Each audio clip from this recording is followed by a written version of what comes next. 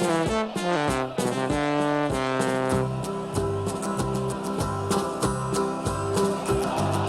come, blue and white, and we're looking good. You'll be in for a fight, and we fight pretty good. Getting goals is our job, and we get goals good. Looking good, we are Carlisle United. Hello everyone, and welcome to the Brunton Bugle, the number one place to get your Carlisle United fix in the podcast world. I'm Lee Rooney. And I'm Dan McLennan. The Blues are staying up. That's the intro. A defeat at Walsall followed by a win at home to Mansfield is enough to secure United's EFL status for another season. We look back on those games and preview the trip to Harrogate in our 100th episode. With a pass so true to Boulder Stone and Clark's in view. There's a cross and a run, the old 1-2 and a shot. Yes, the Blues are very much staying up, aren't they, Dan? Well, we were for 2 or 3 weeks, weren't we?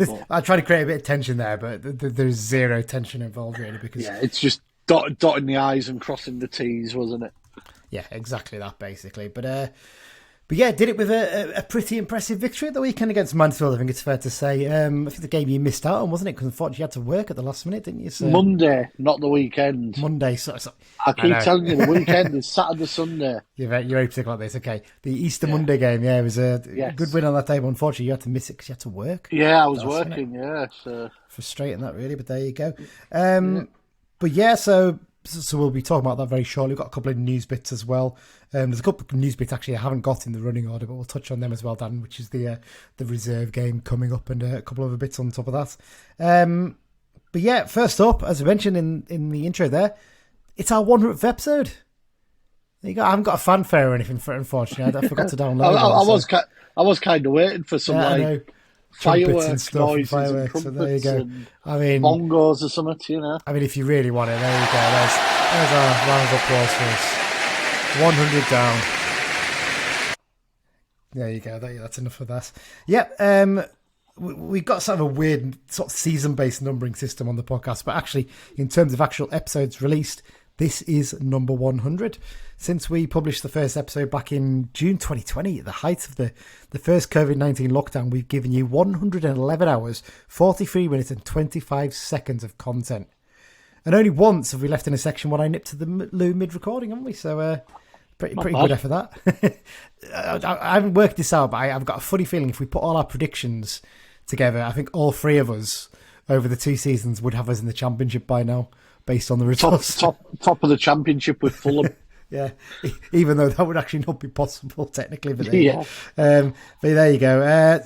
Just got to say a big thank you to everyone for their brilliant support, from John Coleman at the News and Star. Keep an eye out this Saturday. There's going to be an article about the 100th episode, isn't there, Dan? We had a chat with John a few weeks ago. A couple of weeks ago, Yeah, you'll get to see a photo of where the magic happens. You'll see basically the empty back bedroom in my house, essentially. It's sort of a IKEA desk sitting there and a few computer screens and stuff like that, but there you go. There's thanks to John Coleman, thanks to Paul, James and Lummy at BBC Radio Cumbria. They've had us on a few times to talk about all kinds of things to do with Carlisle United, and it's always nice that we get a little plug there, just a little mention. Andy and Amy at the club for helping us sort out the George Tanner interview. If anyone's wondering, it's not a case of we've had any fallout with the club or we haven't had any others. We just haven't had the time to sort another one out, have we? And it's something we're going to look at next season, maybe get a few more done possibly. And all the opposition podcasts who've kindly given up their time to help us get a different view on their teams. And finally, obviously, of course, you, the listeners, because without you, it'd just be me and Dan and Mike going slowly mad while talking to each other about the basket case that is Carlisle United Football Club. So there you go. Fantastic, isn't it, Dan? We've got lots of ideas for stuff planned for this summer to mark getting past the 100 landmark. Keep an eye out for those. We'll probably announce a few of those maybe after the season's finished, I think, Dan. We'll have to wait and see. Yeah, we normally do an episode the week after the last game, don't we? Because we get the release list and all that sort of stuff. Yeah. And, yes. So we'll look at all that, obviously, at the time. So let's move on to sort of news bits then, Dan. First up, a bit of a sort of follow-up from the Battle of Brunton Park a few weeks ago, in a result that's fair to say a surprise to no one, really, is it? Both United and Tranmere were fined for failing to ensure their players conduct themselves in an orderly fashion after the handbags that followed Callum McDonald's red card for Rovers in the clash against Tranmere earlier this month not really a massive shock this wasn't done, to be honest, especially after we'd been fined earlier in the season for the incident against Sutton, wasn't it, I think, when Mampala got sent off. Rovers were fined £3,000 for their part, and United were given a £1,500. Both clubs accepted the charge. That's probably the biggest surprise, actually. I was surprised Tronmay didn't appeal it based on the fact they appealed the 2 red cards and got extended ban for one of them, didn't they? So there you go. Before we go on to the loan update, we only have a couple a little bit. The Central Cup in midweek, Dan, against Preston. Sadly, the lads couldn't make it 2 seasons in a row, making it to the Central Cup final, could they? No, it was a very young side, wasn't it? You know, it was basically a youth team. Plus with sort Bell. of Bell and Fishburn. I know Fishburn's still officially youth level, but it was certainly a better performance. And then they got hammered 5-0 off Preston in the group stages. Yeah. And I think it's fair to say Preston didn't put out as strong a side as they did in the group stages, because the group stages side had about 8 first teamers in it, didn't it? I think the only one you could even class anywhere near a first team in this was Ethan Walker, wasn't it? I think obviously Loney, he played in this game, but they were denied by a late goal, weren't they? Unfortunately, they had a really good go at it by all accounts, and sadly not another trip to St George's Park this season for the lads, but decent effort all round. And the only little bit to mention is to remind people that the Legends game takes place at Brunton Park this weekend, doesn't it, Dan? Looks like there's going to be a decent turnout of former Blues stars. I've seen Michael Bridges on his way over, isn't he? I think he was on his last leg up to Cumbria. I presume he'll be going to Yorkshire this weekend, probably to watch the Blues, maybe at Harrogate, maybe go and watch Leeds. He usually gets to get one of their games in as well, doesn't he? So just a reminder of that. I'm just going to say with that one, also the club announced the Paddock's open now. Oh, fantastic. Yeah. Brilliant stuff. I would make it myself, but unfortunately I'm going to a gig on the Saturday night and I will be in no fit state to drive up to Cumbria, unfortunately. So if you are going to enjoy it, that's interesting. Is Big Stefan playing in this game, Don? I can't remember if is he one of the players. I've not seen him mentioned. Surely we'd have heard if Stefan was. Oh, I mean, you'd be camping out now to get your place, wouldn't you? If you did, Stefan was playing. Oh, I'd have been there 3 weeks ago. Exactly, just to make sure you're prime place to get on your hands and knees and say we are not worthy for the big man. Do you want to do the loan update then, Dan, next? Yeah, main one for Action, Taylor Charters. Yeah, busy couple of games for him. Gateshead have had a great upturn. They picked up back-to-back wins over Easter. Good Friday, trip to Yorkshire. They hammered Guiseley 6-0, followed by a dramatic 4-2 win over Darlington on Easter Monday, where they were 2 down early on in that.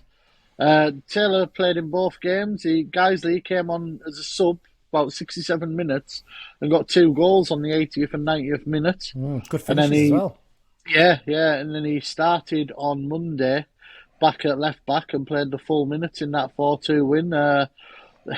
There's a couple of goal scorers later on in the ex-Blues that seem to pop up regular. We might in these games. We might as well just have a Gateshead section, might we? It's practically is, isn't it? But what also helped Gateshead was Brackley had a proper bad weekend. They drew 0-0 Good Friday at Leamington. Then playoff chase in Boston beat them 1-0 at home.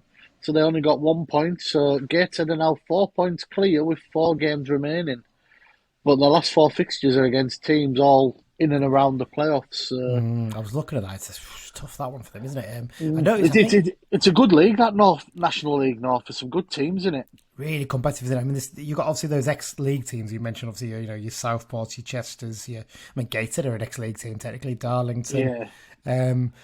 And then you look. You've got some teams that are big non-league clubs, if you want to put it that way. Clubs like Kettering, Southport, Chorley, Hereford. These are all solid football clubs, Yeah, Kettering, one of those teams you're always looking and think, how have they never actually got into the Football League? Because they always used to be sort of at the top end of the conference back in the day, didn't they? And they've just never quite... I mean, these clubs have just come from nowhere and sort of overtaken them, haven't they, really? And they've always had a good support, the clubs like this. But yeah, like you said, they've got 4 games left. I think the Chorley game might be on the bank holiday Monday, I think. I might even nip up and watch that, because it's at Chorley, so I might pop along and see how Taylor gets on in that game. Be an interesting one, that. And the other 2? Tristan Abrahams, much better weekend. He was an unused sub in a surprise 2-1 win over Stockport on Good Friday. But he came on as an early first half sub in the Easter Monday game over at Kings Lynn And I think someone got injured, so he came on, and he nabbed the only goal. And that sort of cemented Grimsby right in the playoff picture, hasn't it? So Yeah, they're now go on, sorry. sorry, I think they're sixth with a 4-point Yes. cushion to Dagenham in eighth, which is the last spot with 5 games left to play. So they're set up nicely. Interesting one on Dagenham. Obviously, they're keeping close tabs on the playoffs as well, just outside it. They won 7-3 at the weekend. No goals for Angelo Blanter, though. No. He's really dropped off after his early season purple patch, hasn't he? So I was quite surprised at that. Just a little spoiler there for the XR section. Don't expect to hear his name mentioned, but there you go. Yeah, and Mami Mampala, very little action. Unused sub on the Good Friday defeat at Maidenhead. We got a whole 3 minutes in the local derby with Yeovil, which was a 0-0 draw. So 2 more defeats and they're relegated to National League South. It's a matter of time, isn't it? Really, they're not. I mean, I don't think they've won about 1 in the last 20 or something like that. So I doubt very much they're going to win another 3 or 4 or whatever it is. They need to get themselves away from trouble at the bottom, unfortunately. So, yep, looks like not going to be a great loan spell, is it, for Manny? 7 games, 0 goals. Tristan stats looking ever so slightly better now. 14 games, 2 goals. He's just not a goal scorer, is he, Tristan? Really, is he? And to be fair, 9 of those have been sub appearances. Yes, to be fair, yeah. And they've been quite late. You know, I mean, he's often only had 10 minutes or so. Or, you know. Yeah, exactly. Very true indeed. Well, let's get on to the match review section, Dan, because there's a fair bit to cover here, I think it's fair to say.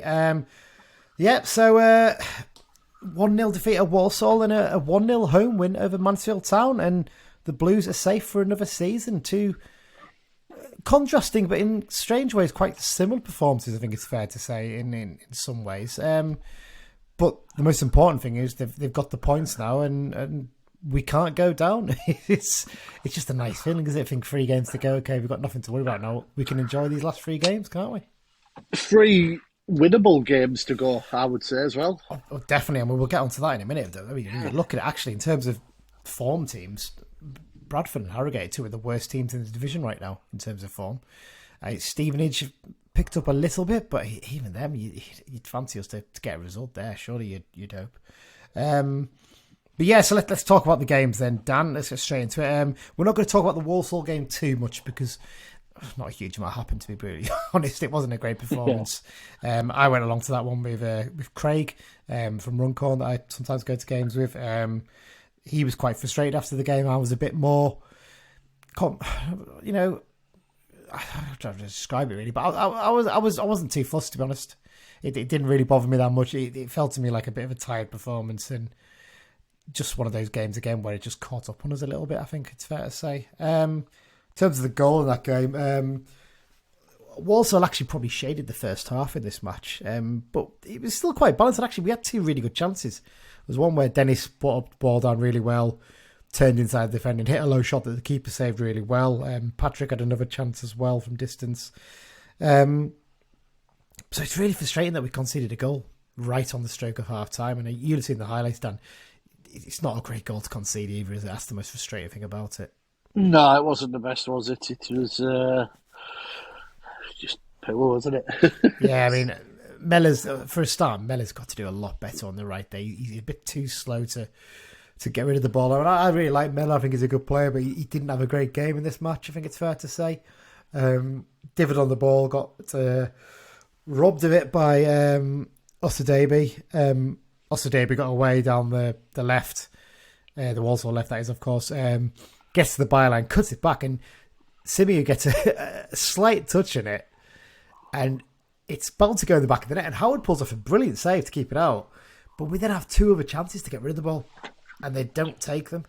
Yeah, and it comes to Earing on the edge of the box, and he hits sort of it's a weird kind of shot, isn't it? Because I was behind the goal, obviously, and I could say it didn't, but it kind of looks like it takes the deflection off someone. It doesn't. He just goes into the ground and he just sort of bounces up, and Howard just can't get to it. Goes into the bottom corner, and that's the only goal of the game. And second half, it's like I said, it's a game 2 half, because second half we actually came out and we were comfortably the better side. We dominated the ball, but we're just so wasteful in front of goal. It just wasn't it. There wasn't really their keeper didn't make too many stunning saves or anything like that, other than Brennan Dickinson nearly scored direct from a corner that the keeper did really well to tip over. But bar that, it was a little bit lacklustre. And actually, Toby Show Silva coming on did make a difference. He looked lively. He caused some problems, and they couldn't cope with his physicality as much as anything. But we just didn't take advantage of it. And it's one of those ones that you look at it and you think, two teams sort of scrapping for that one last win to get them guaranteed saved, even though they both know they're safe. It wasn't as bad as the game between us last season, on the last day of the season, but not a huge improvement on that, really, is it? I mean, it's the kind of thing you expect from a game like that, isn't it, Dan? Yeah, it's... I don't like the word dead rubber, but yeah, it pretty much was, wasn't it? And it had that... It was quite similar to the ball drawn at the end of last season, wasn't it? Yeah, definitely. It's similar to that. There's a worry that the Bradford game could end up like that. It's just maybe a bit different with fans back in, but no, we weren't at the races really. Walsall weren't particularly either, but they took their chance and they got the points, didn't they? Yeah, one of the most frustrating things is though that Omotoya was given a chance to impress in this game. He's given a chance to start. We switched to a 4-3-3 to accommodate that, with Patrick on the right to start, Dennis down the middle, Omotoya on the left, and he just didn't take his chance. You've got to wonder for next season for him. It's not really our concern in one sense. But, no, I was going to say it doesn't bother us. But what's the lad expecting to do with his career? Because he's now had 3 loans in the Football League. I don't think has he scored a goal yet in the Football League. I know he's scored in that trophy we don't talk about for Norwich's under-23s. Well, that doesn't count, does it? Exactly, but the point is he must have pushing on 50 appearances in the Football League now, and he's still not. I think he's barely had a shot on target for us. He's had maybe one or two, but he was just dire in this game. And like the thing is, he actually, I'd say that's probably a harsh extent he's dire because he actually made some good runs and got into some good positions, but his decision making at the end of it, he was trying to do everything on his own. And there's one time when he got away down the middle, and all he had to do was slide a ball in for Patrick. And it's one of those ones where Patrick gets it sort of on the left-hand side of the box. He opens up his body and he slots it in the far corner. Comfortable goal. And he tried to take on another man and got robbed of it. And when is he going to click? I've just looked up his stats. He's 29 appearances, obviously +3 for Norwich under 21s. But the other half have been off the bench. He's just... When he starts, he doesn't take the chance, does he? Yeah, he's just not good enough. And I don't mean that harshly in any way. He reeks of man parlour. Yeah. There's a real difference between him and someone like Brad Young, who we had at the start of the season. Now, Brad Young wasn't perfect. He's a bit rough around the edges. He's only 18. But there was effort there, and you could see there's something in there with Brad Young. You could see that probably next season he'll go out, maybe have a loan spell somewhere. Might have to be at National League level.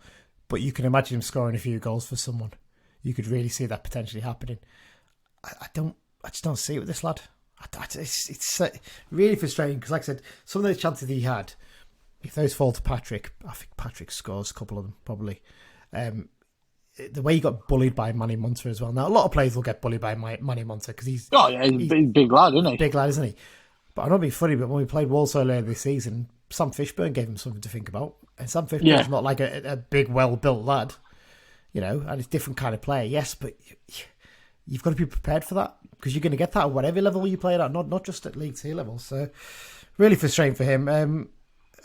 Only have a couple of things to mention from this game. In terms of the formation I mentioned there before, switched to 3-4-3, left us quite overrun in midfield because your midfield two was basically Mellish and Gibson, and they work hard, but neither of them particularly wanted to sit. They wanted to get forward a little bit, and Dickinson was having to come inside a little bit to try and support, even though he was playing at left wing back.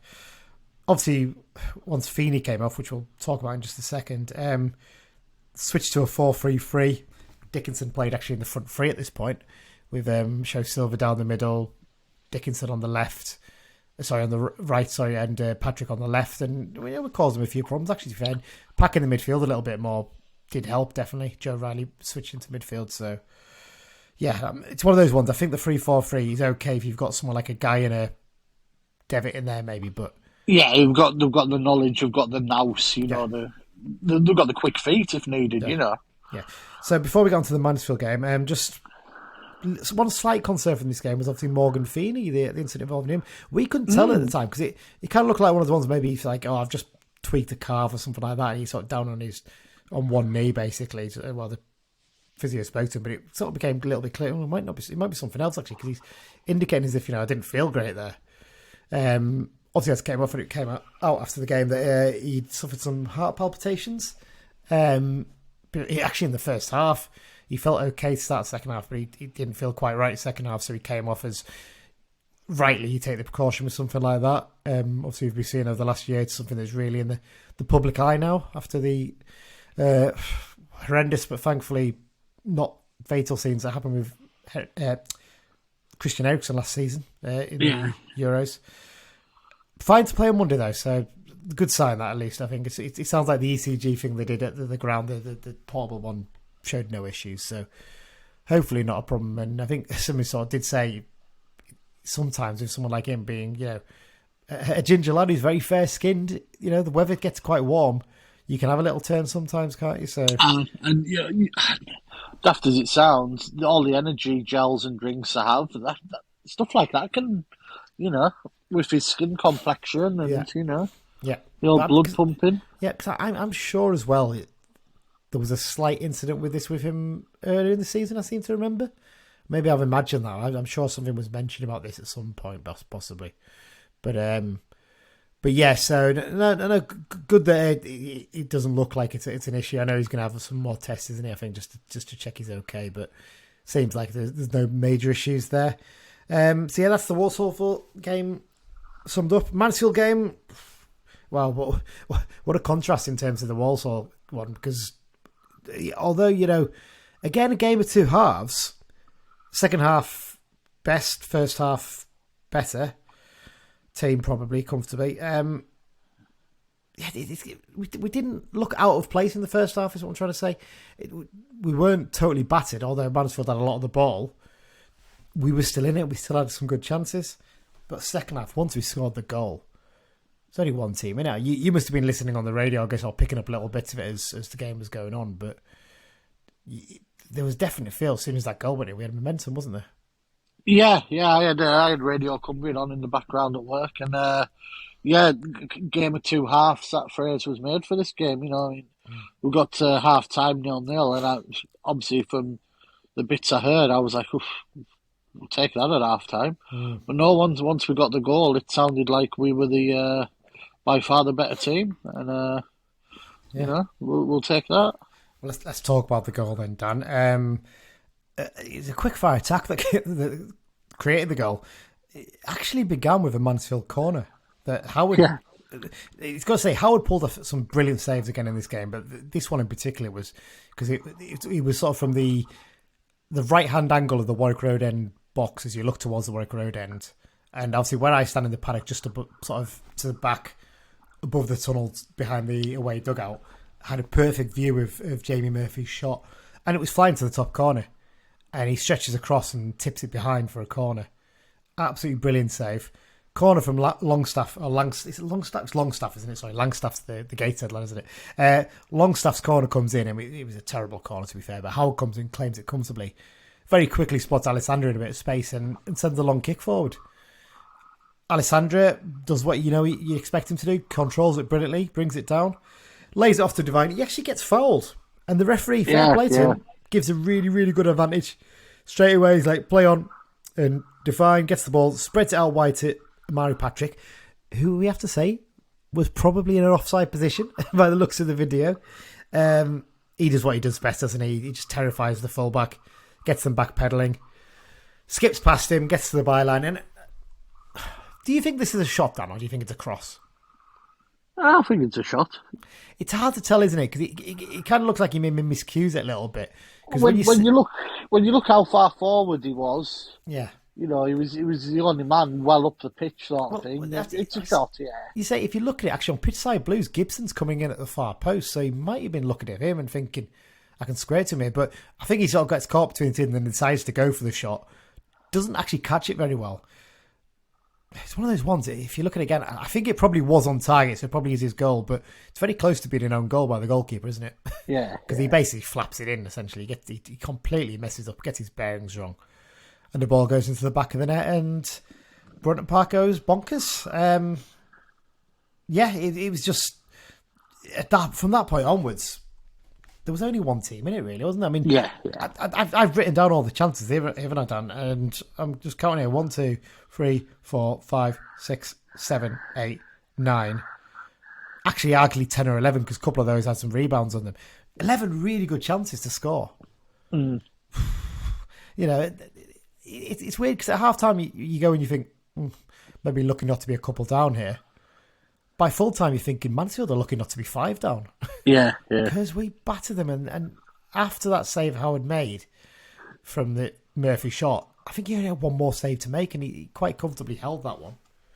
And we didn't have that much of the ball. I mean, what do the stats say here? The stats say 37% possession to Mansfield 63, so they had twice as much of the ball. Didn't have twice as many chances though, did they? No, not at all. Pretty level of chances. I mean, I'll go through some corners as well. Yeah, I mean, let's go through some of the chances. I mean, in the first half, we actually only had one real clear chance, and that was Simu nearly scored with a back header, basically. Essentially, keeper comes, punches it out, messes it up. Alessandro heads it on, and Simu tries to do like a Lee Miller, doesn't he, and sort of flick it backwards without looking at goal. Yeah. Fair play to the defender, who was very alert on the line, cleared it away.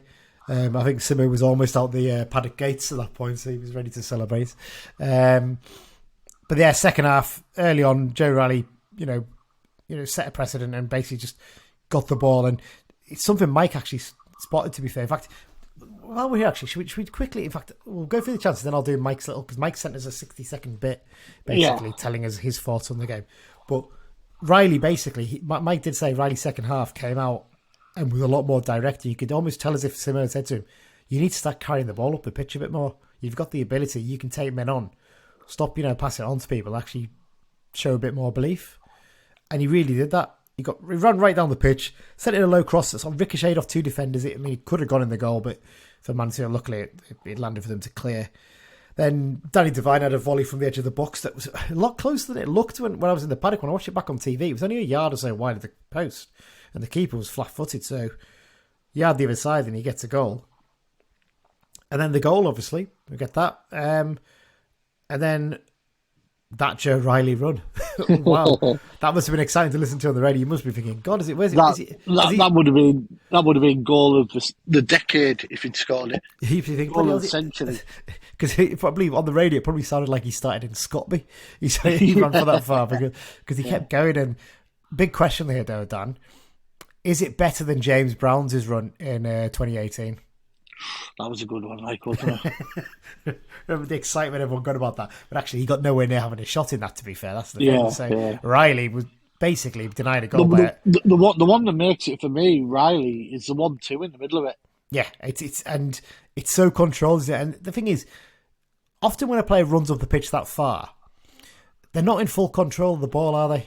They're often quite kind of stretching for it, and they just get little ricochets and things like that come nicely for them. He's in control of the ball the whole way up that pitch, isn't he? It's only at the very end he gets it caught slightly in his feet. Not massively, but enough that the defender has a chance to actually get back before he can dig a shot out.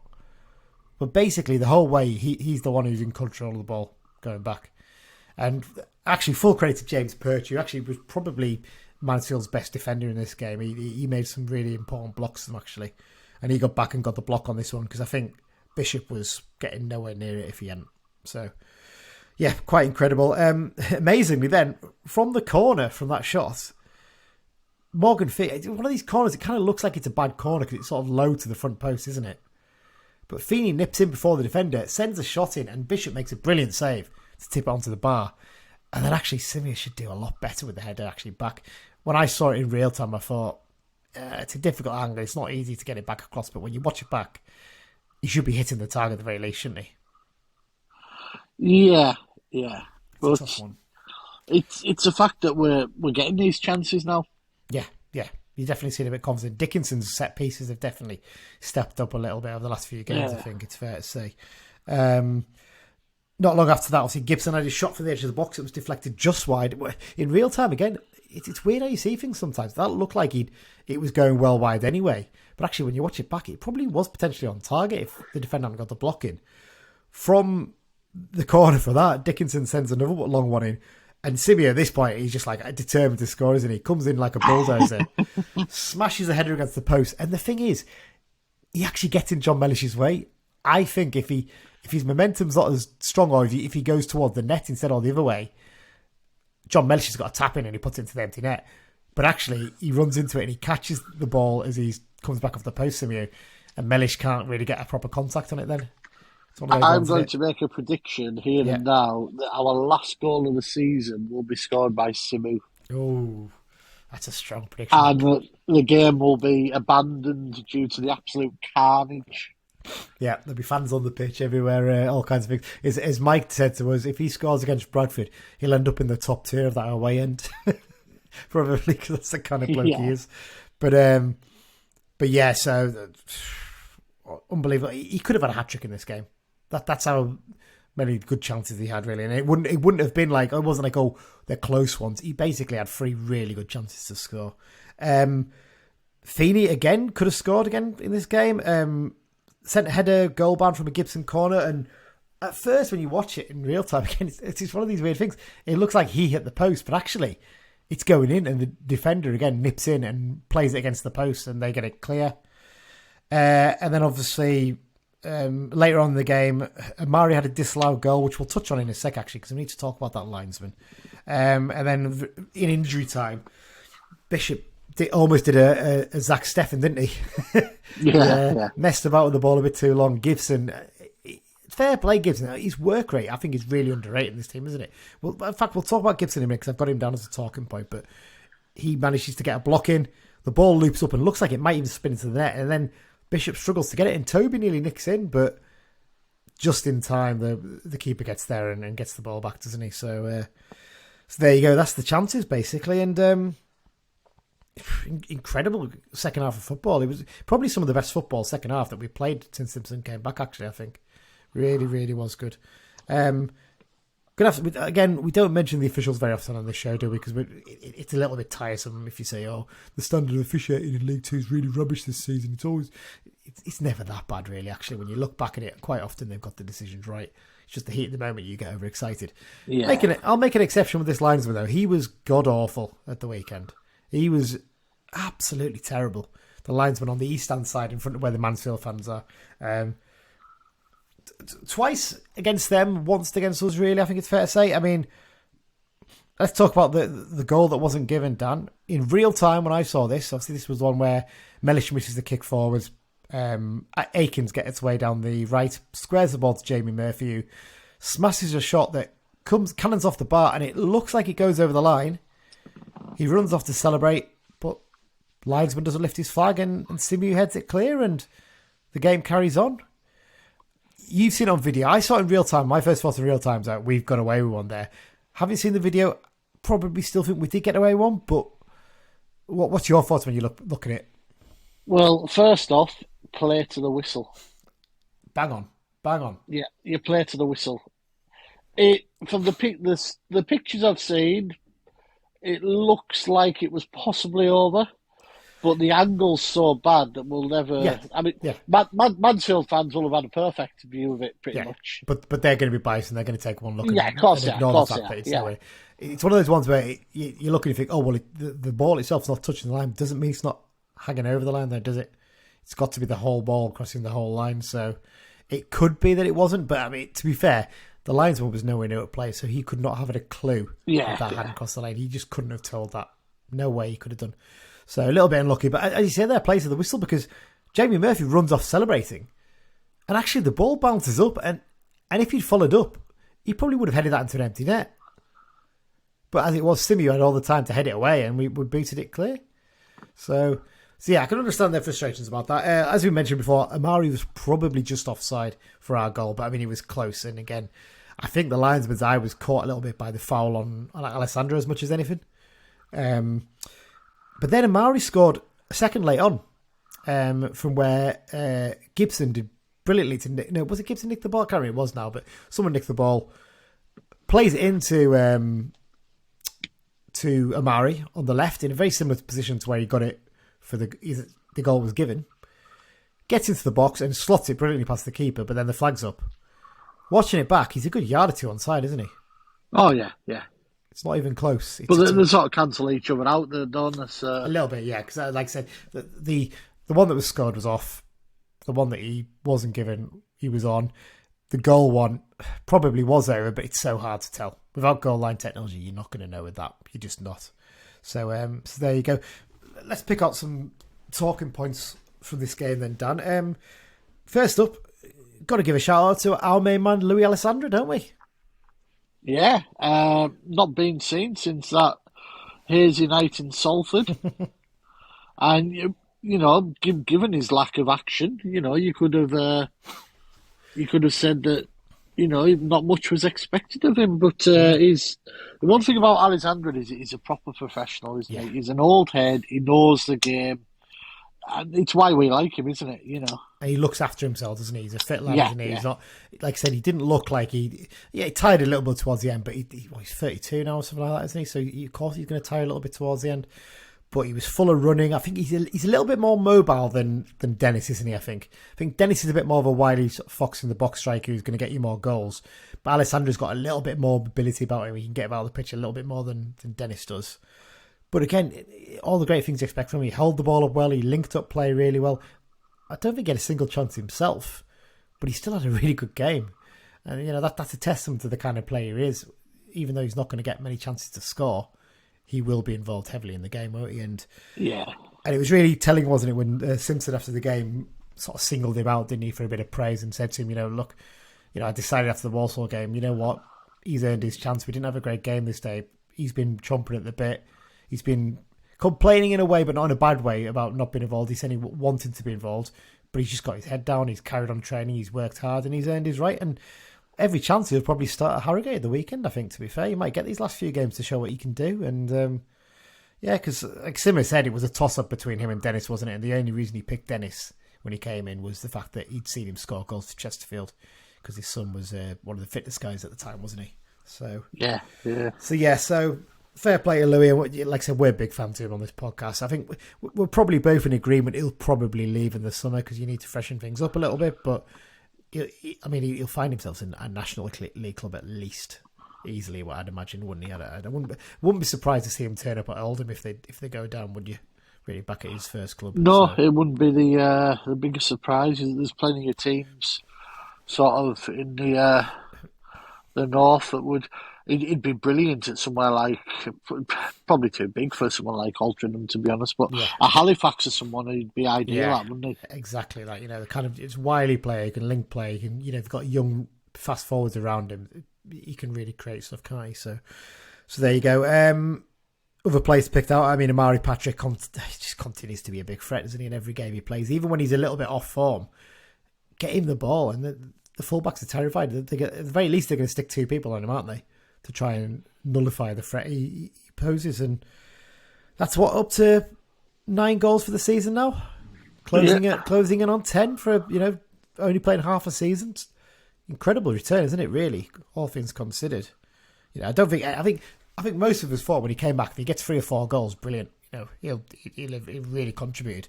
As it is, he's comfortably going to be our top scorer at the finish of the season, which is mad for a player that's coming in January. But yeah, fantastic. Because interesting, I saw he put on Instagram, because I think Lloyd Owusu is his uncle. I didn't even know this. Oh, didn't you know? On Insta. I presume it's uncle, or maybe, I don't know if it's a family friend style uncle, but he put up on Lloyd Owusu on his Instagram feed. My nephew Amari said he was going to try and get 10 goals this season. Coming back to Carlisle, he's already on 9. So he was clearly impressive. He was a good player back in the day, Lloyd Owusu, wasn't he, for Brentford and a few other clubs. Yeah. But yeah, I mean, he's got to set himself some big targets for next season now, Amari, you'd think? Yeah, definitely. And wouldn't be surprised if he was being watched. You know, scoring goals at a struggling club, scoring good goals. He might not be here next season. I mean, you say that. I think it would take a big championship club to come in for him, I think, for him to move, because I get the impression he's quite happy here and he enjoys it and he likes the fact that the fans like him and he gets to play every week and he's fairly settled. So I think it would take some, because obviously he'll be he'll be a little bit wary after the experience of Burton, won't he? Because obviously he went there and it just didn't work out, did it? And realistically, Burton are a massive club compared to Carlisle. They're a smaller club than Carlisle, really, but at a higher level, and he didn't quite work from there. So I think it'd be worth offering him a new deal in the summer. I know he's got a year still. He's earned the right to have it, because let's imagine, let's say he came back and he basically settled for the wage he was offered last time when he came to us. He's earned the right for a better contract now. Yeah, 100%. yeah. 2 years and an option or something like that. Yeah, something like that. That keeps us happy, keeps him happy. And if he performs next season like he has this half season, he definitely won't be here. And stick like a £500,000 release clause in there, something like that. You'd be more than happy to take that from him. Yeah, obviously you'd love to get more, but realistically he's 25, 26, so it's one of those ones, isn't it? So yeah, fantastic for him. Got to mention Jordan Gibson again. We know his dad listens, so giving a shout out to Andy there. He's obviously listening to the podcast.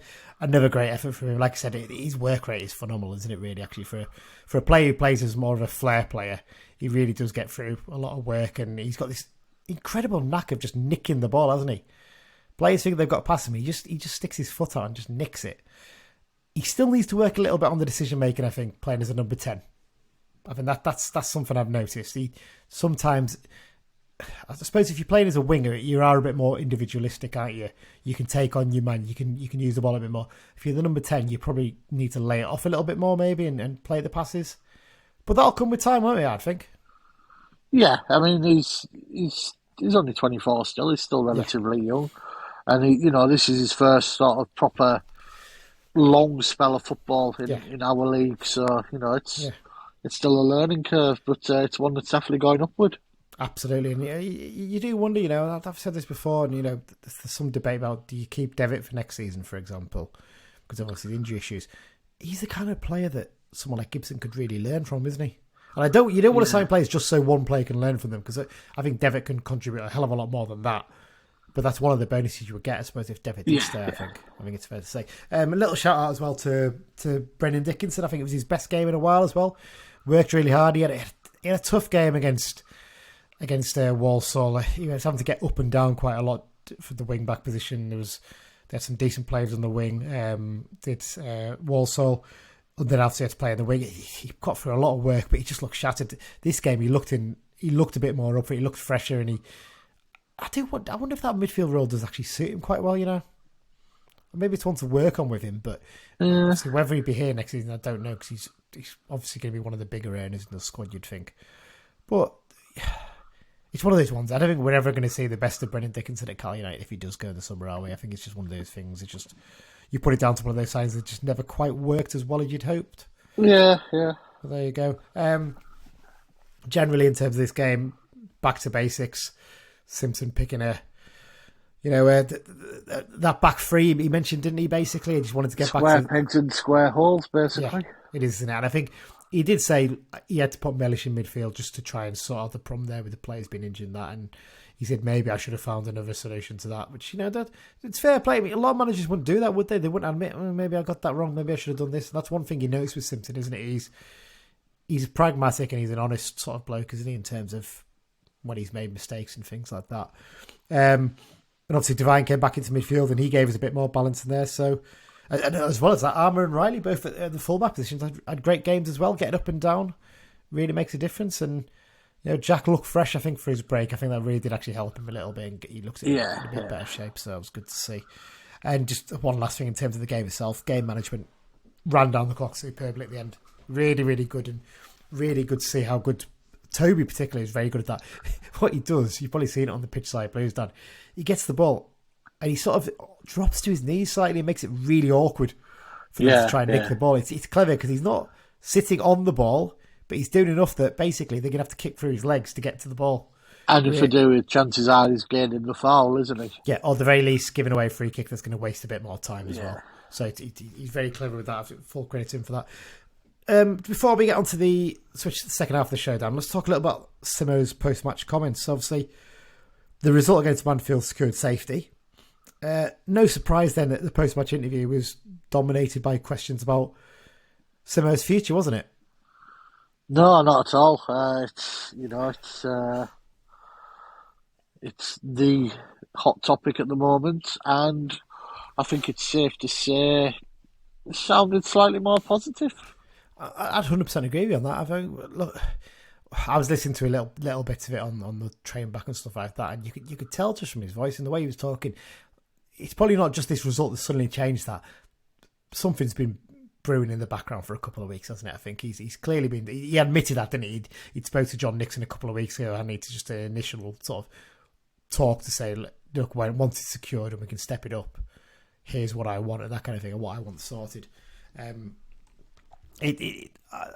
I think, fair to say that in these last 2-3 weeks that the tone's changed quite a bit, would you say? Yeah, definitely. Well, it's certainly not cut and dried, but no. It sounds like there is a possibility, I think would be the fair comment. A couple of weeks ago, I think we'd have been surprised if he stayed, to be honest. But I think a few weeks ago when he was talking about things need to be sorted out, he's been very coy about it. I understand it because we still weren't safe. I think most fans would have said, maybe 30-70 in favour of him, or 70-30 in favour of him going. Not that they want him to go, but that's what would happen. I think the last couple of weeks, everyone's been like, it's 50-50. I think, having listened to that, I'd put it as strong as 75-25 in favour of him staying now. I think, genuinely, there's just things that need ironed out, and I think he just needs things confirmed that, we'll go ahead with that, and then it'll go through. I don't think wages are a problem. I don't think that's going to be a problem at all, because we know how much Jenkins loves him. I imagine if he wanted a bit more than an average manager would get this level, he'd get that money from Jenkins. I don't think the debt's a big problem. He said that in the thing. Look, I can't control the debt. It's more a case of knowing that we can do the things I want to do that needs signed off, not the fact that the debt should be cleared. So that doesn't seem to be a problem. Even the ownership isn't really a problem, I don't think. He just wants to know that he can do something long term, doesn't he? Basically, that's what he says. I think the key to it is if he comes, it's a project. It's not just a job. It's not just another go at management. I think it's more of a legacy thing. I really do. I think he wants to be here for 4 or 5 years, 6, 7 maybe. Yeah. He wants to do like a Tisdale or something like that. He doesn't want to be here for 2-3 seasons maybe and then get sacked. He wants to build something that's lasting. That's what he wants to do.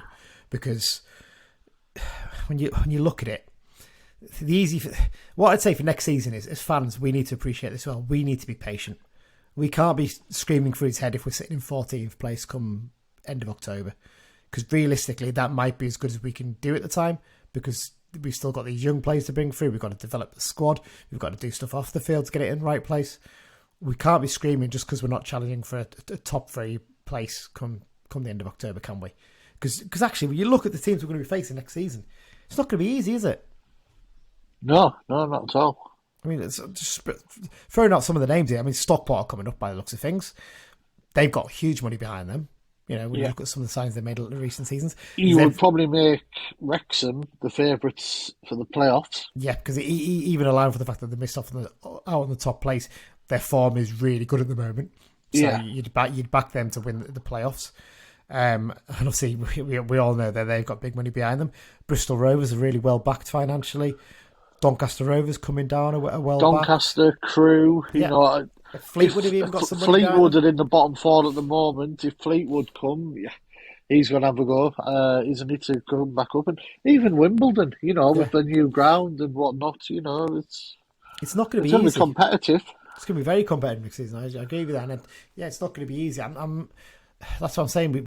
We've got to be careful not to think Simmer coming in is suddenly going to turn us into a top 7 side. It's not. He knows that. He's not stupid. He's been setting the scene for weeks with this, in what he's been saying.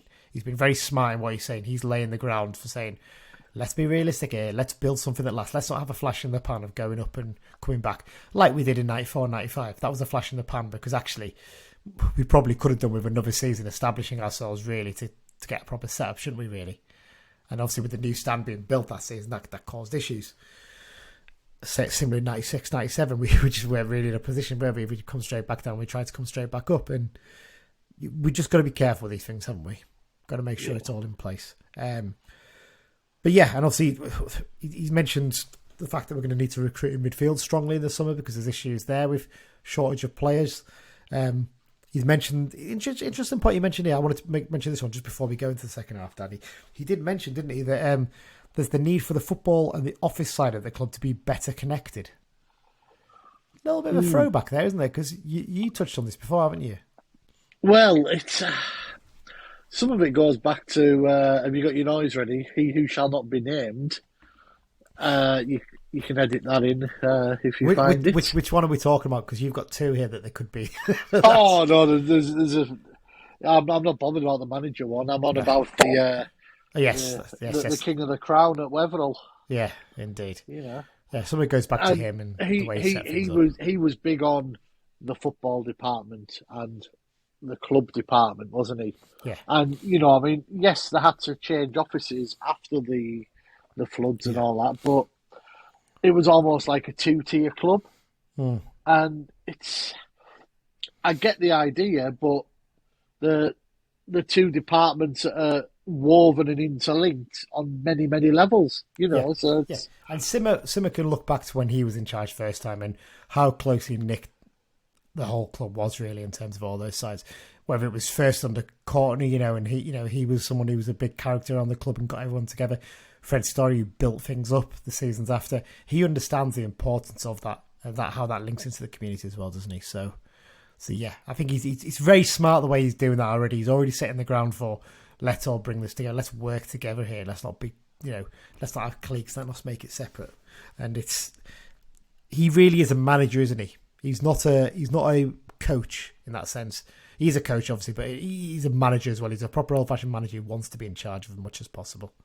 That's the thing that stands out for me. Yeah. So obviously, what I was touching on there was the fact that you mentioned in the past, wasn't it? The Curl was very determined, wasn't he, to keep the two apart, the office and the players, basically, as apart as possible, which, rubbed a few people the wrong way. It started under Keith Curl, didn't it? The football department, as he liked to call it. And Holdworth seemed to carry it on a bit, didn't he? Yeah, exactly that. The other bits that have been mentioned by Simo over the recent weeks is obviously the sorting the training pitch issues, and we both know as well that he's keen to having to strengthen the coaching and medical department as well, isn't he, for next season as well, to make sure we're in as good a position as possible. So there you go. So hopefully positive news, and the hope is that maybe you can get something sorted even before the Stevenage game. Will be fantastic, wouldn't it? So we know that it's not by Simo. We know it's celebrating the fact that we're starting something new. Even if they announced it at full time on Bradford. Yeah. The very next day, launch your season tickets. Yeah, because it's interesting. Nothing's been announced about that yet, has it? So no. Done that but yeah. So maybe they were waiting just to fully confirm which league we were going to be in next season. But yes, I mean, it would be fantastic if the week leading up to the Bradford game they announced, yes, Simo's going to stay, because you'd have a full away end that day, wouldn't you? People celebrating, hopefully in the sun, and enjoying a. Maybe rather than a Walsall 0 Carlisle 0 style game, maybe more a Carlisle 0 Notts County Carlisle 5 Notts County 0 style game that we had in 2000. Can I get my dates all wrong here? Right? 2016, May 2016. I'll tell you what, I think I've still got sunstroke from that game. It was a very warm day in Nottingham that day, I think it's fair to say. There you go. It's been a hell of a long first half this time, but we've had a lot to fit in, haven't we? So there you go. So we'll take a short break now, and we'll be back to preview the Harrogate game. This is John Mellish. You're listening to the Brunton Bugle. And we're back for the second half of the show. Just a reminder to everyone, you can subscribe to the podcast and give us a review, basically, if you can, on whatever podcast app you use. That could be Spotify or Acast, Google Podcast, Apple Podcast. Apple and Spotify are the two main ones in terms of reviews. If you can give a review on there, that'd be fantastic. But yeah, if you subscribe, as soon as a new episode comes out, it'll come straight into your little inbox on the app. And obviously, you can follow us on social media at Brunton Bugle on Twitter. On Facebook, just search for the Brunton Bugle and click like. Also, we're on the Cumbrians.net message board and the Be Just and Fear Not Facebook group, and we're also on the on the old emails. So bruntonbugle@gmail.com. We have a few of those in recently. I've replied to those. Very thanks for the correspondence. Always welcome. Correspondence. I love that word. It's a lovely word, isn't it? Correspondence. It is. It's an old-fashioned term, but it brings back memories of. Writing with quills and parchment and writing. Correspondence to newspapers is what you do, isn't it? Really? Yeah. From when you're abroad rather than actually being at home. Just remind as well, this season, the second half of the show is being sponsored by the Car United Sports Club London Branch. London Branch is open to all Car United fans. They've got members from Cornwall to Dundee and Houston to Singapore, and of course every part of London and the South East. They regularly meet up on away trips, as well as arranging many social events, supporters games, and fundraising for the club. They'll be providing us with information for the away games as part of the preview section this season too. Only one more left after this one. You can find out more about the London Branch at their website, carlisle.londonbranch.org. Just a quick one there. The pub for the Harrogate is going to be the Empress pub, which is in Church Square in Harrogate, HG1 4SP. Funnily enough, a mate of mine on Twitter, who's a Northampton fan, just when I mentioned it to someone else about going on the train, he too flagged up the Empress is a decent pub. It's about 10 minutes walk from the station. Excellent. So it looks like they've picked a good one this week, the London Branch. Fair play. Right, before we go into previewing the Harrogate game, Mike has done us a question. Now, I asked him to do a special 100 related question for this week's episode. I've got a funny feeling I'm going to click on this. It's going to be a Harrogate question because he probably forgot. But let's see, because I haven't heard it yet. I'd never listened to it until we actually do the show. So here's Mike's question for this week. So to celebrate the 100th episode this week, I've got a special 100 themed question. So the 2004 to 2005 season was our 100th season as a football club.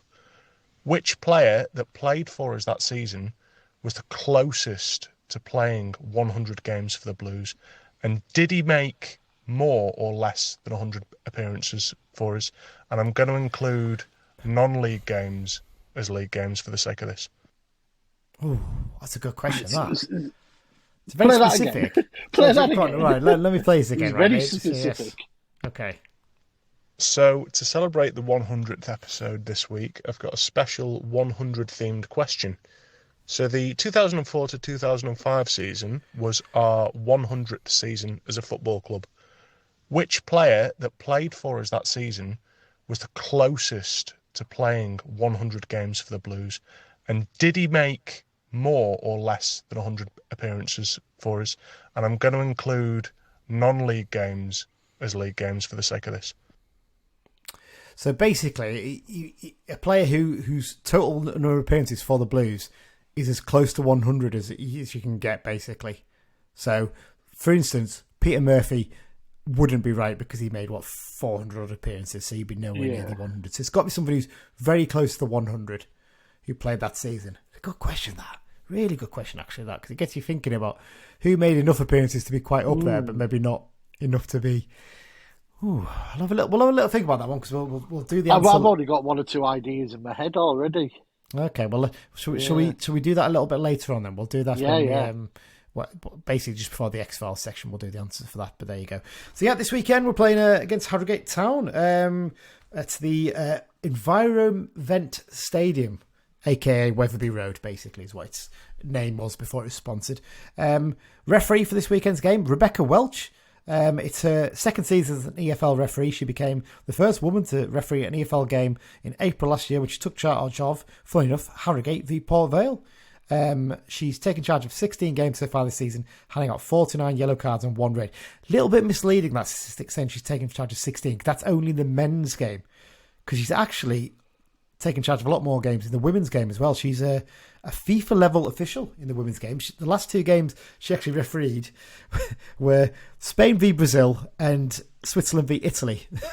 So going from international women's football to League 2 football, it'll be interesting to see what the difference is for that one, but there you go.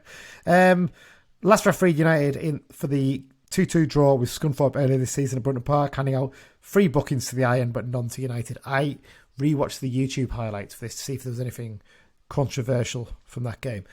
My God, we were awful that day. Really, really bad. I didn't even realise how bad we were.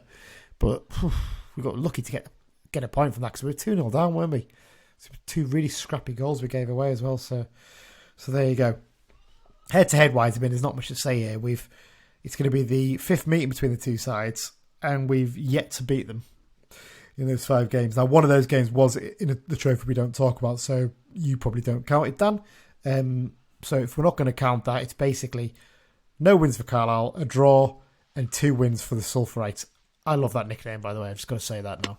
It's nice to have it. It's obviously linked to the old sulphur spas, isn't it? At the Harrogate Spa and stuff like that. Spring water and all that sort of stuff. Absolutely brilliant, because you get so many come in, like the Reds or we're the Blues, which is a little bit boring. We've got the Cumbrians as well, but obviously there's other teams from Cumbria, isn't there? We're not the Red Foxes. I'll never have that as our nickname. We refuse to accept that as ever our nickname. Yeah, so you get some boring ones, don't you? But it's great to have one that's completely original and no one else has. So there you go.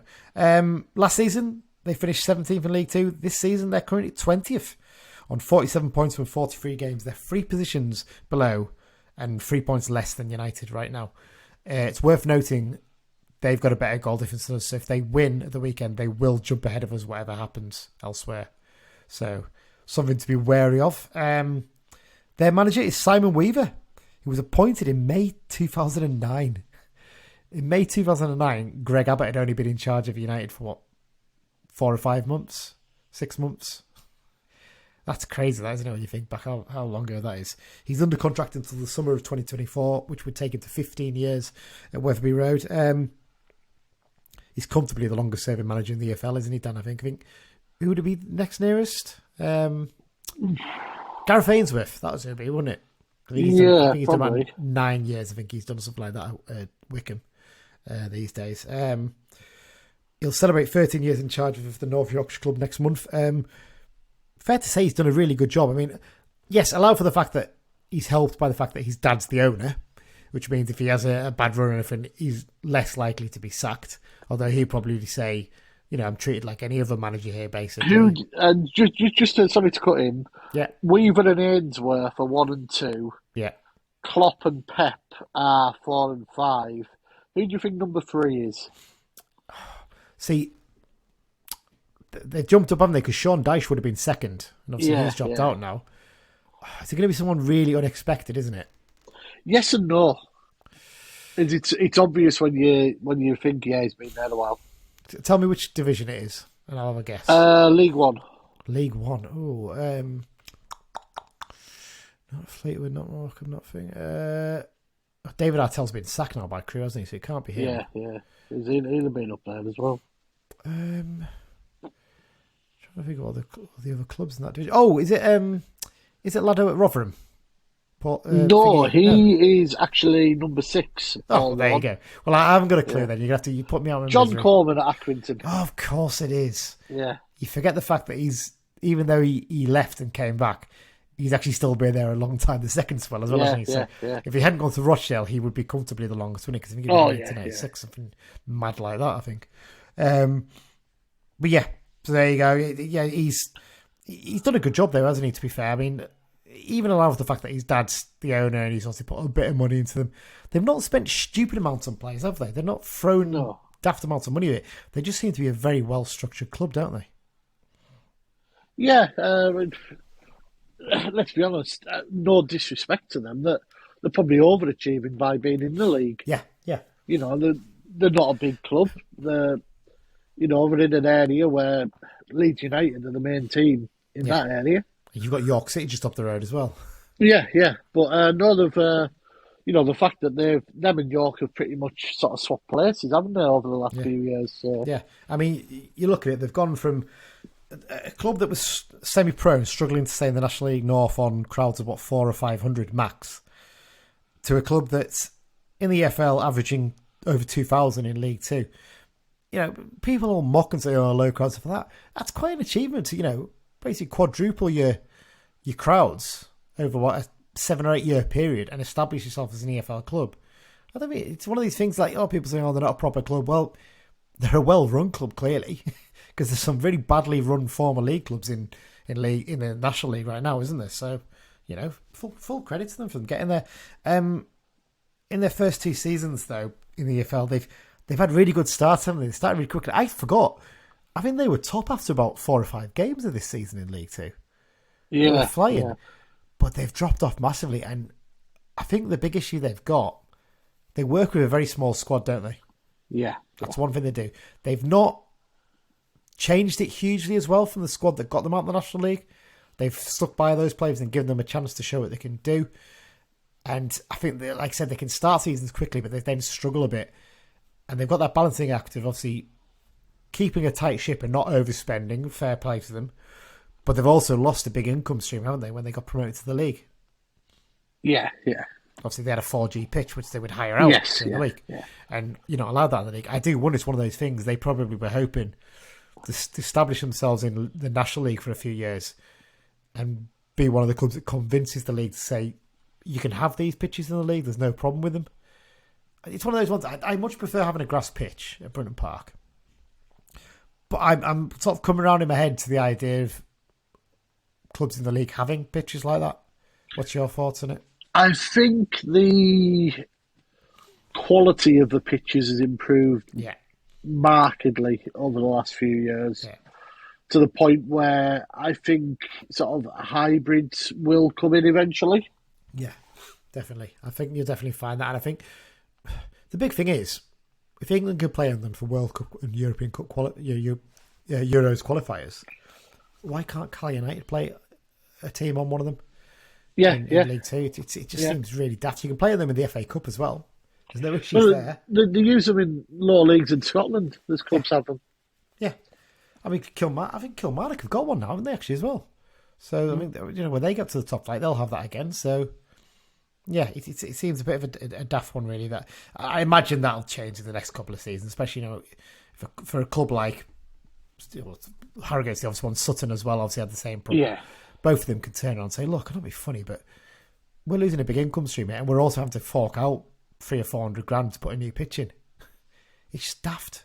Because when they go down now, they're like, well, we haven't got that income stream anymore, so actually we're going to struggle to come back up to the league. And it's a massive disadvantage for them to come up. It just seems a bit silly, doesn't it? There you go. So I think they've got a bit of a challenge on next season, haven't they, to basically maybe revamp that squad a little bit and try and establish themselves and not end up slipping down another position. Because obviously, if they're going to finish about 20th this season, if they're slipping on and carries on, they'll be in the relegation zone next season, won't they? There's warning bells going, isn't there? Yeah, it's one of those clubs that definitely want to look at the summer and see who they sign or who they bring in, because they could potentially be in a little bit of trouble, I think, maybe. Obviously, we always mention at this point, Weaver is assisted by former Blues captain Paul Furwell. I think I watched that documentary on BT Sport about Harrogate. He does a lot of the coaching there, actually. I think Weaver does a lot more of the management side of it, really.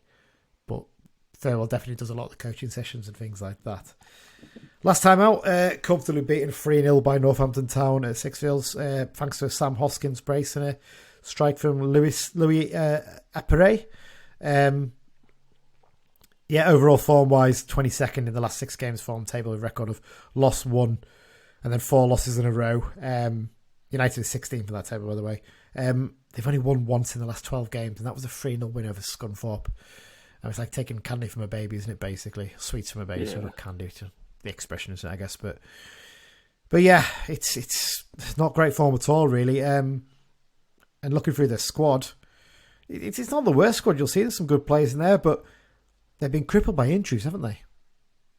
Yeah, they've got a lot of injuries at the moment. One of the most obvious ones that stands out to me is the keeper. Yeah. Mark Oxley. He actually went off injured in the 2-0 defeat at Salford. And that brought in Joe Cracknell, who's is a backup. He's not really played that much. And it's just...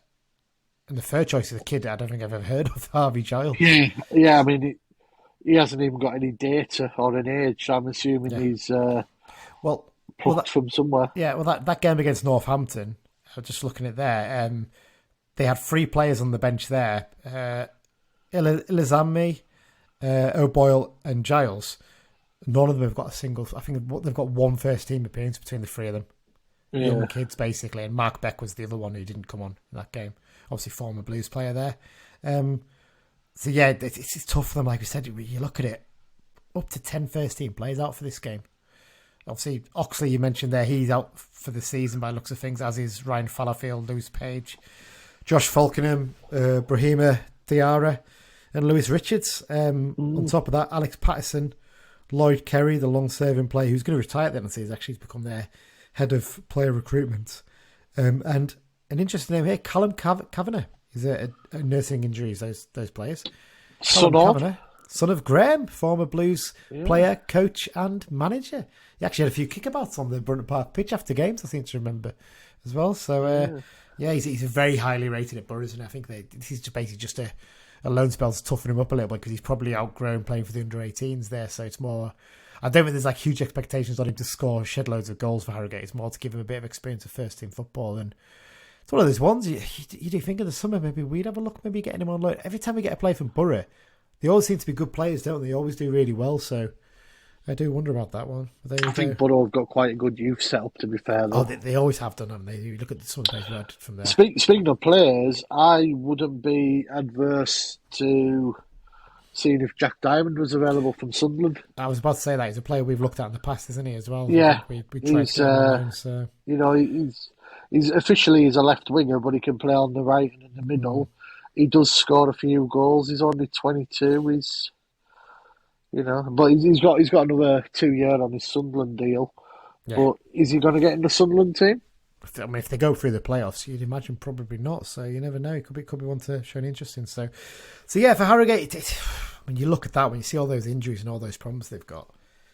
So Will Smith's another one who's been ruled out for the rest of the season. Very highly rated defender. He did his ACL. Did he slap someone? No. Very good. Someone slapped his knee definitely because he's done his ACL unfortunately. So that's probably him out for this season, and I imagine a good chunk of next season as well. So that's a big blow for them. With all those players out, got to fancy a win for this one, haven't you? Let's get on to United now. Got to have a good chance of going for another 3 points here, you'd think? Yeah. To be quite honest, I see no reason, as I alluded to earlier, why we can't get 9 points to finish the season. I'll be honest with you, I'd look for a minimum of 7. We've got 6 or 7, yeah. Yeah, because we should be buoyant after the win against Mansfield. Yeah.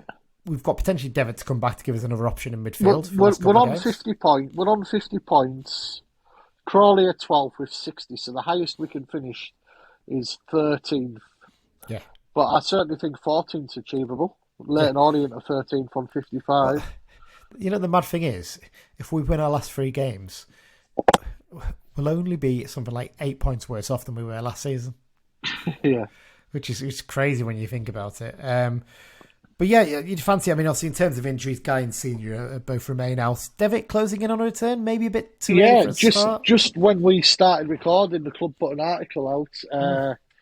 I think Gav Skelton suggesting that this weekend's probably too early, but certainly the steering. I think it'd be nice if he could get a run out. Yeah. Definitely. For the Stevenage. Sorry, I had a slight hiccup there. If he could get even from the bench for 20-30 minutes against Stevenage, he was an undoubted part of that turn up in form that ultimately set us on the way. If he can show he's fit for these last 2 games as well, that would encourage me a bit more to maybe give him a deal in the summer to show that he can actually recover fairly quickly from these injuries, because there was talk he was going to be out for the season. But he's actually shown himself to get back a bit quicker, hasn't he? So there you go. So those 2 are out. I don't know if there's anything in that article about Jack Armour, because there was a sort of hint that he might have had a slight hamstring problem, but Simmer did seem to think he would be okay. When I flicked through it, I didn't really see anything. Well, there you go.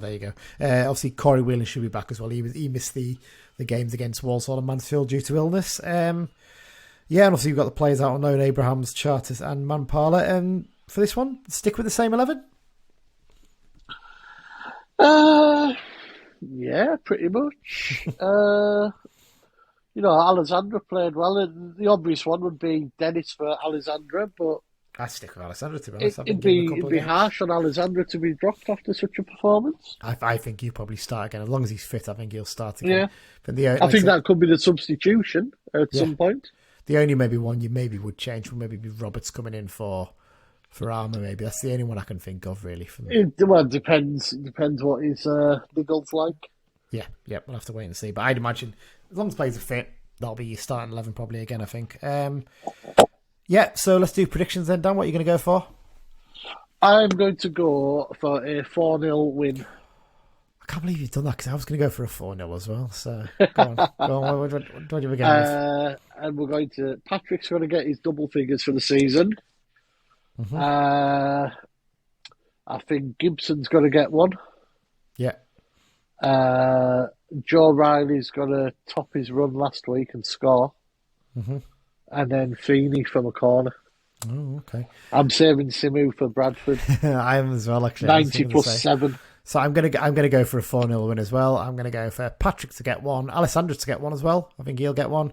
Who else can I go for one? I think Dickinson might get one. He's looked live in the last couple of games, and then Toby Silva will get one off the bench, coming on as a late sub as well. So that's your 4-0. What's Mike gone for his prediction? I'm going to go for a thumping 3-0 win with Patrick, Feeney and Mellish with the goals. Quite similar to yours. I half expected him to say 4-0 there as well. I know.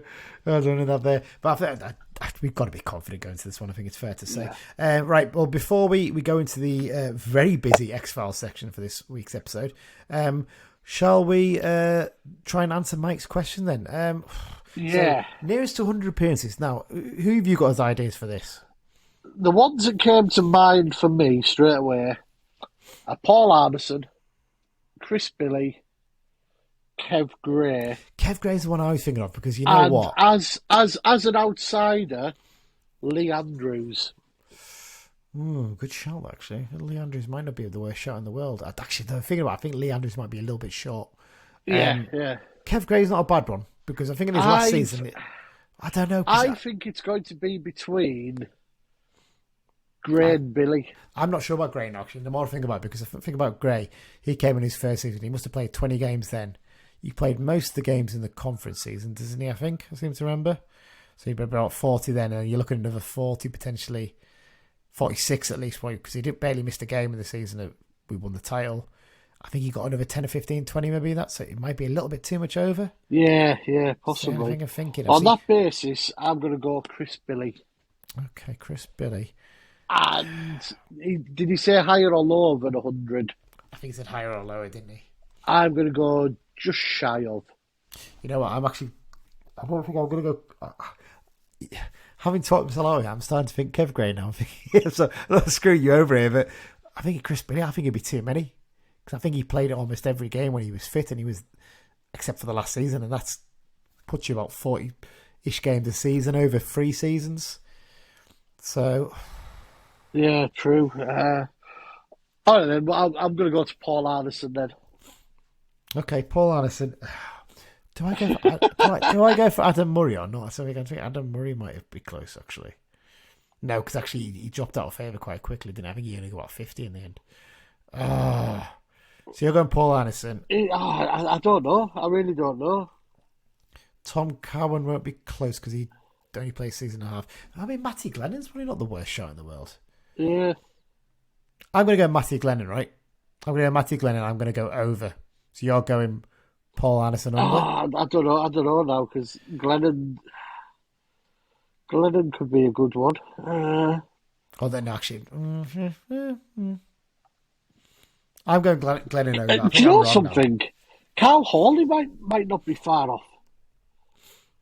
Because he missed. You might. And be then right you're there. thinking of Derek Holmes comes into it. Nah, Derek Holmes wouldn't have played enough. He wouldn't have played enough because he didn't play much in his third season, and he only played on that basis. I'm gonna go for Derek Holmes on that basis. Then you go. Well, bear in mind he only arrived like in April or like March or something. In his first one. But I think he had 2 seasons after that. No, he didn't play much in the season under McDonald. I seem to remember he left. Yeah, I don't know. Towards the end. All right, I'm going to go Derek Holmes. I've changed. Yeah, Derek Holmes. You're going Derek Holmes, and you go. I'm guessing you're going to go under, are you? Or under? Yeah, I think it'll be under. But I think he could be up around the 90 mark. I do. Okay, I'm going Glennon over. Let's see what the answer is. This is going to be underwhelming now, isn't it? I think, but there you go. And it was Lee Andrews who played 106 games for the Blues. You're fuming, aren't you? You said his name. You said his name. You talked me out of it. I did. I do apologise for that, but there you go. Great question, that one from Mike, actually, because it gets you thinking more, trying to work out how many appearances he's made rather than, it's a very, very, very, very good question. That. Well done, Mike. Right, well, let's wrap it up then, Dan, because we've got a lot to get through in the X-Files section. It's a busy section this week, isn't it? I'm going to rattle through these. I might chip in at some points just to say a few bits, but there you go. Yeah. Thursday last week, James Cavanagh scored twice for Rangers, one of them a pen. as they beat Braga 3-1 in a superb game up at Ibrox. Incredible game of football, wasn't it? I watched bits of this, Good Friday, Callum O'Hare scored in Coventry's 4-2 win at Birmingham.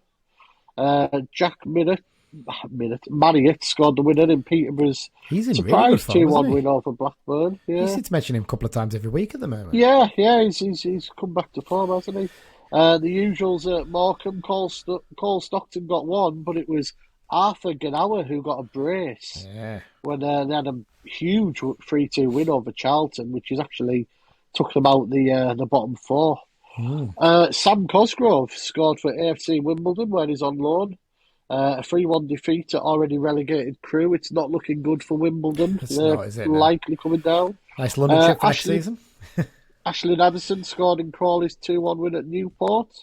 Crawley Town, just to chip in there, Crawley Town are the form team in League Two right now.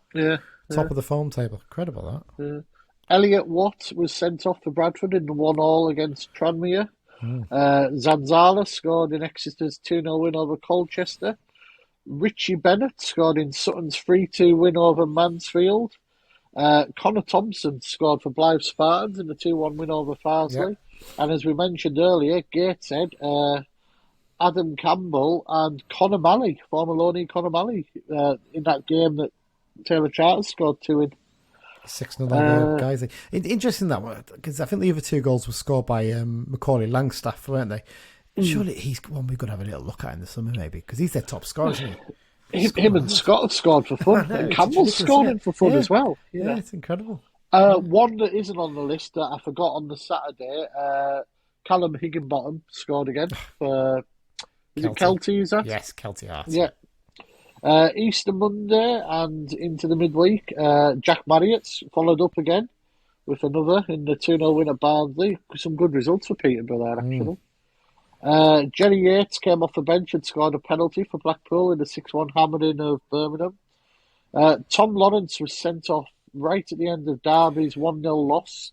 That was the game that relegated them. Obviously, the points deduction has knackered the job for them.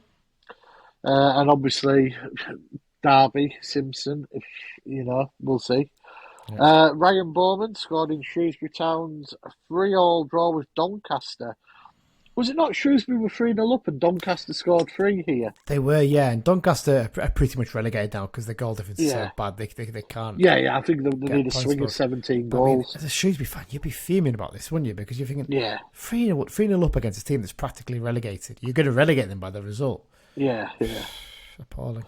Where were we at?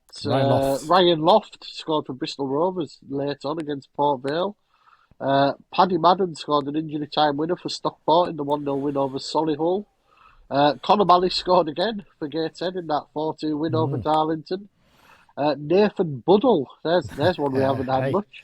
But it was in the wrong end. It was an own goal in Blythe's 3-0 defeat at Spennymoor. And Josh Todd, here's one we haven't had for a while. scored in Queen of the South's 2-1 win over Inverness Calais. A result which just about gives Queens a squeak of stopping up, which is unlikely. Before you go into the bit, I've got to say about the Scottish Championship, what a division that is. If you're not following it, give it a follow, because it's generally, my mate Ian always says it's one of the most entertaining leagues about, and it really is. Cause there's usually a game on BBC Scotland on a Friday night, and there's some cracking matches on it. I'm going to get onto that in a second, actually, because obviously, as you mentioned there, Queen of the South, I think they've got 2 games left against Dunfermline and someone else. I can't remember who the team is. They're the 2 teams above them, and they're 6 points above them, those 2 teams. So if they win both those games, and those 2 teams, well, one of them at least loses both of them, their last 2 games, they'd stay up. And the goals, Ayr and Dunfermline are on 35 and 50, Queen of the South 33 and 52. So you could have... No, it wouldn't quite work, but if Queen of the South could end up, it's going to be interesting anyway. Yeah, it'd be interesting. If they win at the weekend, it certainly leaves it wide open for quite an interesting finish of the season. But on that point, before you go on to the other bits, Dan, you're right about the BBC Scotland thing. BBC, I think it's on, I don't know if it's the BBC Scotland channel, I think it's on, but this weekend's game, this Friday night game, is Arbroath or Kilmarnock v Arbroath. Which is basically title decider. Title decider almost. And if you don't know the story about Arbroath, go and look it up because it's incredible. It's absolutely incredible. Their manager, Dick Campbell, is an absolute character, and they're a part-time side that potentially will be playing in the SPL next season. Arbroath in the Scottish Premier League would be superb. Incredible, wouldn't it? Absolutely incredible. Yeah. Other little bits of news.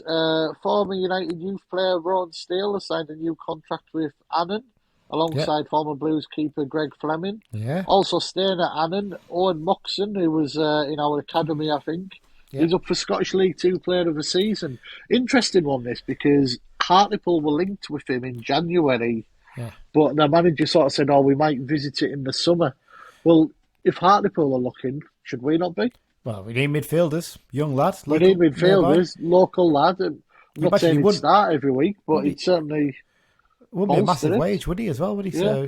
So you'd think so. Yeah, you never know. Gary Medine signed a new 1-year deal with an option at Blackpool. And then the obscure link for the week. Former United coach Nathan Rooney has led Gibraltar side Bruno Magpies to Europa Conference League qualification for next season. That's a and it doesn't sound much because the Conference League is a new sort of poor relation. But such is the money that you get in these early rounds, that could be worth like £250,000 or something. Incredible, isn't it? You know, I mean, the Welsh clubs that qualify, you know, if they can win one game in the qualifying rounds, they can get $500,000, $750,000. And their story is very interesting, the Bruno Magpies, isn't it? I think because they pretty much were a pub team, weren't they? I know you think obviously Gibraltar, you're not going to have that great stand anyway, but they brought themselves up to be actually playing in the Gibraltar top flight. And Nathan Rooney's a weird one, isn't it? When you look back at that one, he's got some CV now, hasn't he? He's got some CV, and we loaned him. The first time I've ever heard of a coach being on loan. Very bizarre. Absolutely bizarre behaviour, wasn't it? But there you go. Well, that's it, Dan. That was a busy X-Files section, wasn't it, this week? Made up for a couple of quiet weeks in the recent times, didn't it? So, so there you go. That's it for this week. Thanks once again to our sponsors, the London Branch. Thanks once again to everyone for listening. Really, really do appreciate it. It's incredible, really. Made it to 100 episodes without going crazy, but there you go. Or maybe we have, I don't know. We've got 2 more regular season episodes left after this, obviously previewing the games against Stevenage and against Bradford City. After that, we'll do a sort of little season roundup one, won't we, I think, after the Bradford game. Yeah, we'll review Bradford, and by then we should have the released list out, etc. Maybe start looking at a few of the players who have been released elsewhere. The intention is we're probably going to take a few weeks off, maybe towards the end of May and start of June. Then we'll do a couple more. Then obviously I'm going on my honeymoon, so we'll get some specials lined up to be released during that time when I'm not available to do the recordings. When you actually away? I am away from, I think it's from the 10th, no, sorry, it'll be the 10th of July till about the 20th or something like that, I think it is. So we know. So we'll probably be doing pre-season time. We'll do a little roundup of those games when I get back. We'll probably do a fixture release day one. Yes, we always do then that. When the pre-season kicks in and the signings start, and then the week, once the friendlies, we do a friendly roundup, and then we're on to season preview, aren't we?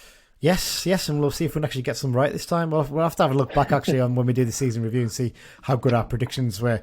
I'm still feeling very smug about being right about Forest Green Rovers this season. So I think a few of us are going to be a bit embarrassed about how bad Tranmere have been there, unfortunately. But there you go. There you go. Anyway, that's it for this week's episode. Dan, thanks once again for joining me. Always appreciate it. Always a pleasure. Thanks everyone for listening. And most importantly of all, up the Blues. Up the Blues.